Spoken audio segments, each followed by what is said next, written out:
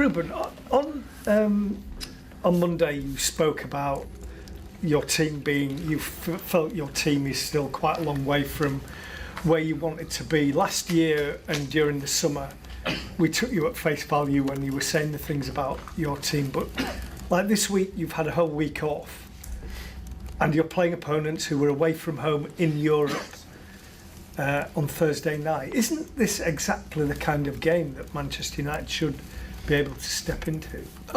In our club is the same thing, because last year we had to win every game all the time, and we took a lot of things, a lot of criticism, because we were not winning. So in our club there is no excuses.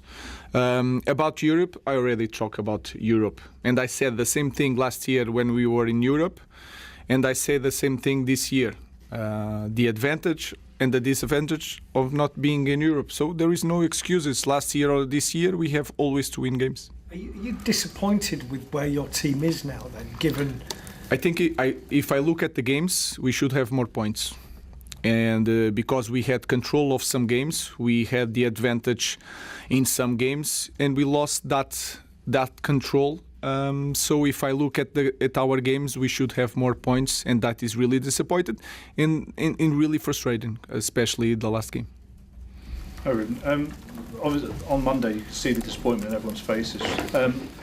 How do you stop them getting too low and going into a tailspin and going back? To start again was really tough. The week, as should be, was hard to. This result, this defeat, but the process needs to continue, and we need to go for the next game, and we need to understand that, especially in our league this year, everything can change really fast. So let's go again and focus on the next one. Will Mateus Cunha and Harry Maguire be available tomorrow? And what's the update with Sesko? Is it looking like next week, maybe? No, Sesko is going to take a little bit more time. Harry the same. I expect to have Mateus in the next one, not this one. On Sesko, does that mean he's had a setback, or is it worse? No. It's take a little bit longer. We are taking care of the injury. Ruben, you mentioned after the game on Monday feeling similar to last year and being afraid of having similar feelings to last year. How much did that increase after the game? And do you think the players share that maybe nervousness that they could repeat last year? Again, I think if you look at the game, I think we can play better.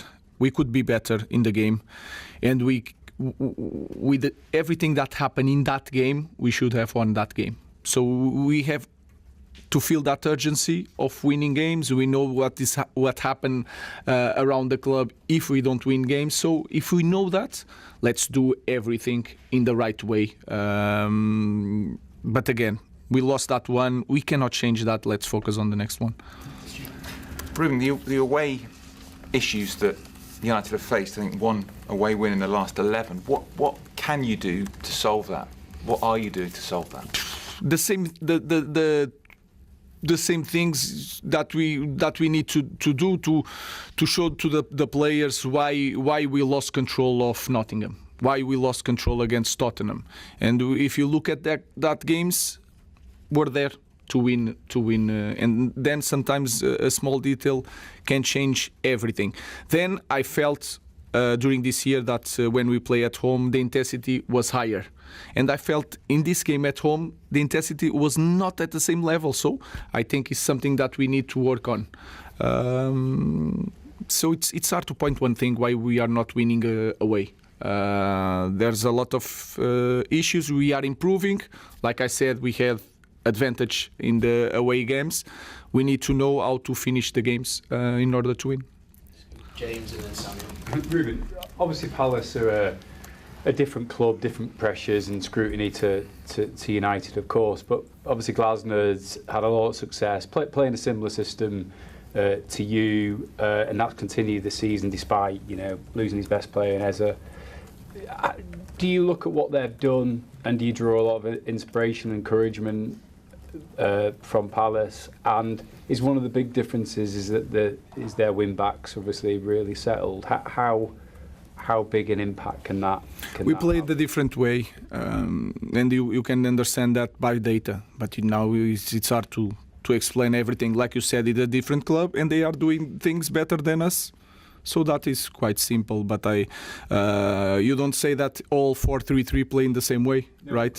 What I'm saying, yeah, we play in the different moment. We defend in the different space. We try to attack in the different way. They are just doing the things better than us. They can be very quick. The speed with which they attack. I just sort of wonder sometimes when you see, you know, obviously like you play in a different way, but a similar setup in terms of formation, whether you ever take or draw ideas from things, thinking, oh, I quite like that, I don't like that. I play against him in Frankfurt with Sporting, so I know the players. I take inspiration from everyone. When I have 2 weeks for national teams, I watch all the managers and try to take all the inspiration that I can take. I have 6 years as a manager, professional manager, so I'm always trying to learn to improve my team. And finally, there's been obviously a lot of focus on like your central midfield and whether that'll be an area that you strengthen next season. Is the wing back area though, which is a fundamental part of your team, is that an area over the next 12 months that you want to explore? I think we need time to improve the characteristics of the team. I said that in the last year, and to give an example, the last game we should have an Ahmad with the right foot to put on the other side to play against 10 men. So is this kind of characteristics that we will try to get to be a better team. So if we are at the perfect setup to play in this way, not yet. But like any other team, we need time to put the right characteristics in every single position to be prepared for everything. Just on the wing back still, Ruben, I think Munoz and Mitchell are in the top 5 for most distance covered in the Premier League, and United's wing backs are quite a way down. Do you feel as though that those players are still having to develop to get those attacking instincts that you want to really become proper? Maybe they play, I don't know how you read that data, maybe they play more games, more minutes, so you cannot compare the data. We make a lot of substitutions. Sometimes we change because we know that is a different position, or you want to change the feet with Allo and Patrick, and we change a lot. Sometimes we start with Ahmad in front, but most of the times, if we need to win the game, I put Ahmad on the right. Ahmad change position all the time, so that can change all the data, and you see different things. But again, they are doing the things really well. They play in more in transition than us. The opponents see it in the different way. So all these things we have to look when we compare teams. But of course, in every position we can do so much better. The up and then against Everton on Monday night. Did you see that coming? Yes. I said it last week, last time I was on. Oh, I'm giving you the floor. I'll set it up and you just got to, Thank you very much.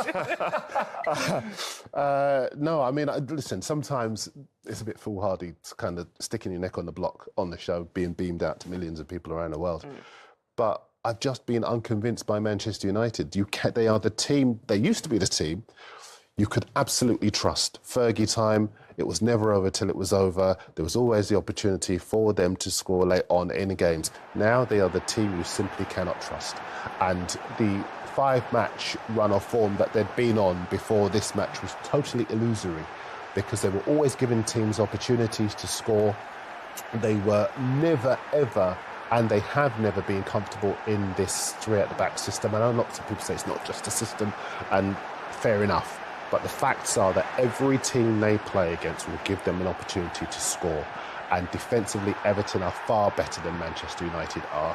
That's why they lost that game. That's why I think they'll lose this game against Crystal Palace, who have the second best defensive record in the Premier League so far this season.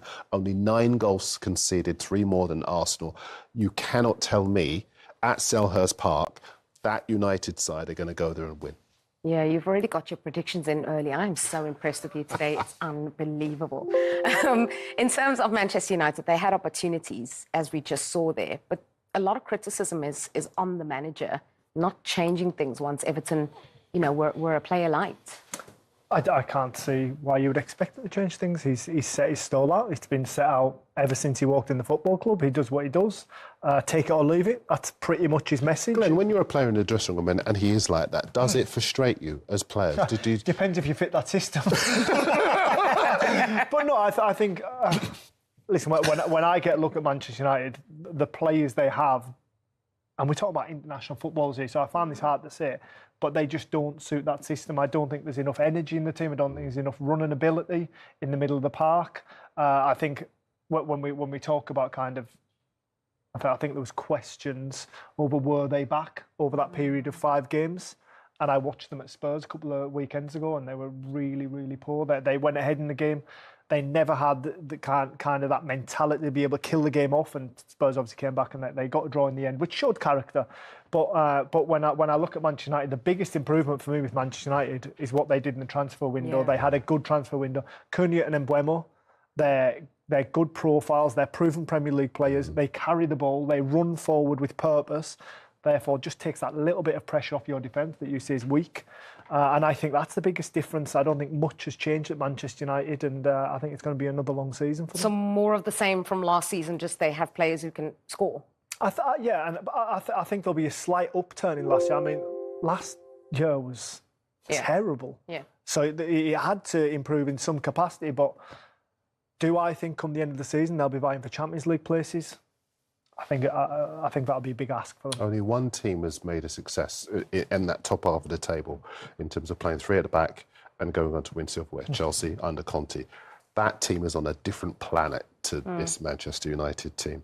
And I admire Amorim, this whole thing about principles. Man United are not going to be successful in playing that way. Yeah, well, Glenn's just said he doesn't think they'll be fighting for Champions League. To be fair, if they had won that game, they would have gone 2 points off Chelsea. Yeah, and it would have papered up a lot of crack straws. Yeah. If you think, again, I keep referring to the defensive records of teams in that top 6, 7, but they are going to be key in the race for Champions League football. You cannot qualify for Champions League if you're conceding 2 goals a game. It just can't be done. And I think that's what the situation is with Manchester United at the moment. Every time, I cannot see a set of circumstances where Mateta doesn't get his knife and fork out at the weekend and actually tuck into that defence, because they will give him the opportunities to score, either aerially, on the deck. There'll be a lapse in concentration. As a striker, you surely look at this Manchester United side and say they don't have the discipline to last the 90 minutes. Yeah, I mean, I think when we talk about when I played for Tony Pulis against Vidic and Ferdinand, that's like that's a different level as far as I'm concerned to this Manchester United back 5 now. But the only good thing for Manchester United is that Crystal Palace played away in Europe midweek, so they've got a small squad as well, so there's not much squad churn or turnover between midweek and the weekend. So that is the one positive going into the game, that Manchester United should have the upper hand when it comes to energy.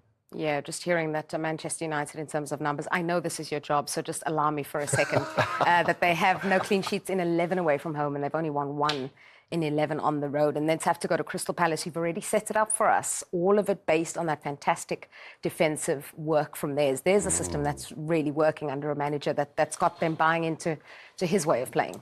Oliver Glasner was a winner of the Europa League with Eintracht Frankfurt a few years back. I remember going to a semi-final. West Ham were playing against him. They totally outmaneuvered West Ham. They were disciplined. They were clinical in front of goal. And it looks as though he's having a similar effect on this Crystal Palace team as well.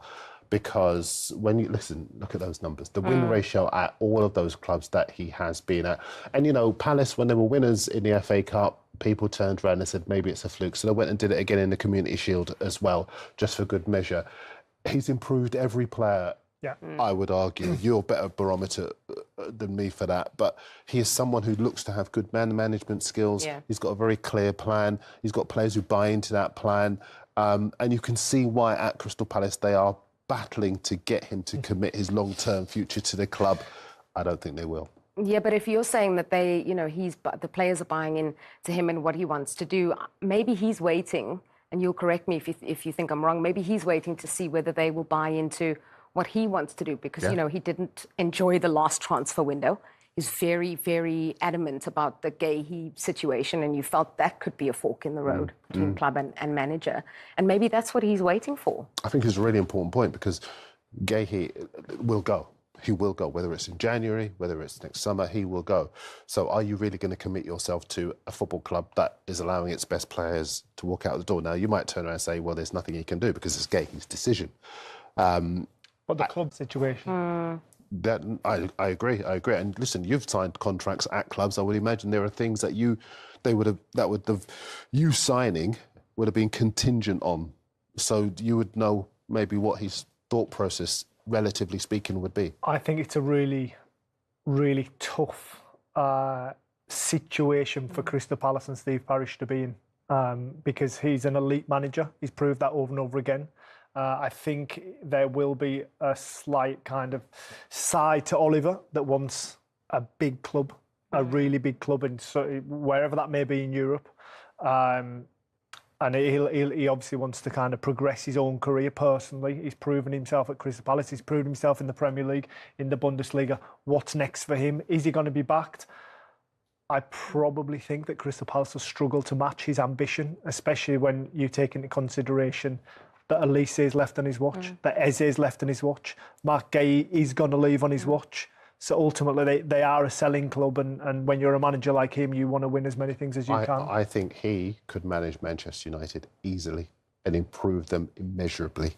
I think he could manage a Tottenham and improve them immeasurably. I think there are a number of clubs across Europe. I don't think Liverpool need a new manager.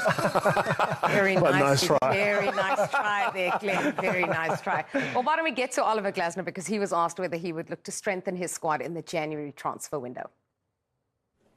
I think we need to. Ismaila also will leave us. So he's the only player who makes runs in behind from our taste, the profile. Yeah. So maybe, I think we just have to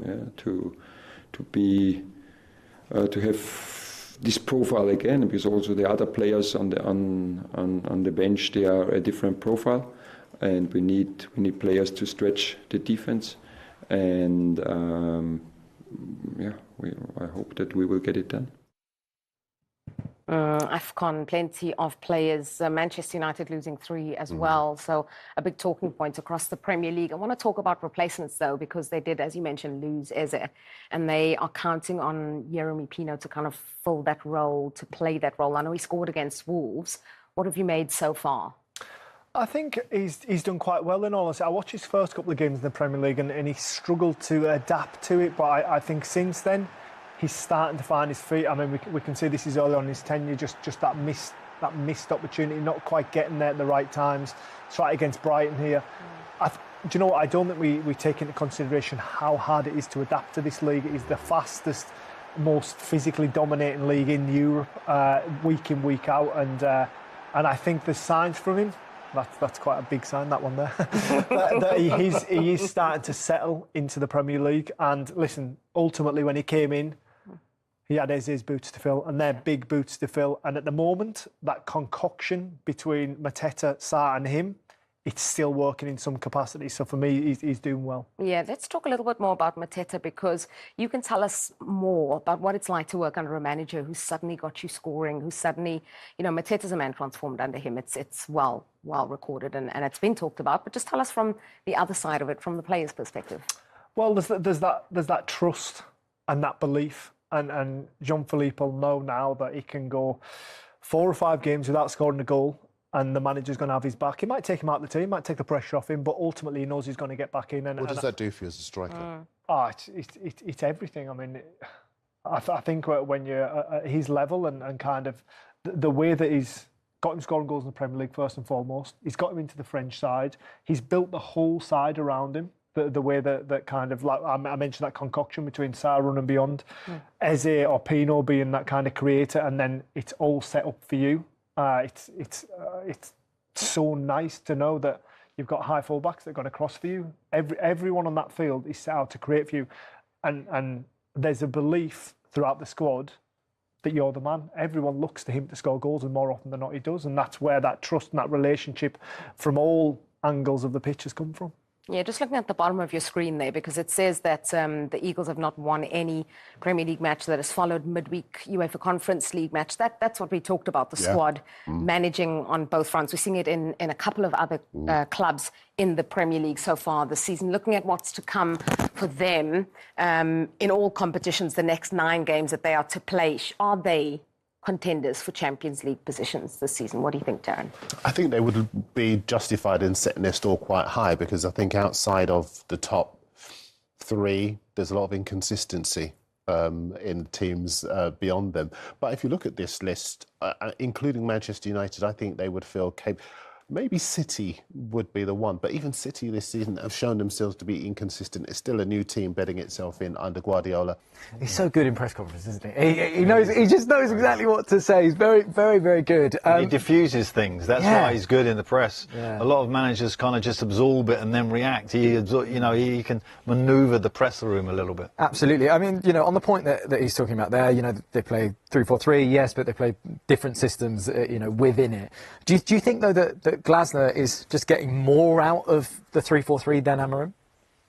Well, I can't speak highly enough of Glasner in terms of what he's done at Crystal Palace, because Crystal Palace traditionally are a 10th place team, in the Premier League, 10th, 12th, and that's really where they are. He's taken them above that.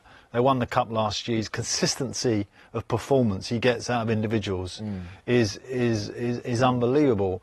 But he does happen to have a good set of tools. The players he has are absolutely terrific in the positions he plays them. And that's the difference between Crystal Palace and Man United.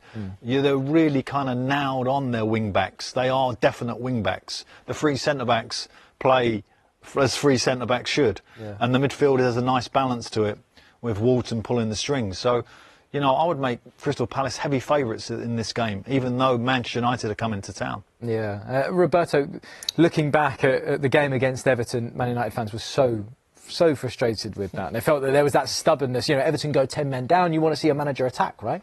Yeah, understandably so. I mean, if you're 11, we be 10 and you're playing at home as well. So, but I've watched Amorim's team many times when he was at Sporting, out in Portugal, and he went there, and I think he lost 1 game in 18 months or something like that. So he's a very good manager. He's very well prepared. He's got a deep knowledge of the game, and he's come to United, and he hasn't really found his team yet. He keeps changing the personnel.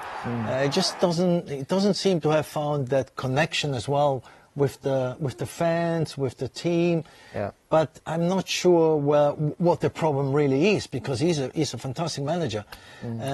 So he hasn't really clicked yet for Amorim in England, and it's difficult to see what he's trying to do, because it just doesn't find the consistency in the results, and especially in the performances to get the results. Yeah, he's been here a year now. It was 12 months when they played that Everton game.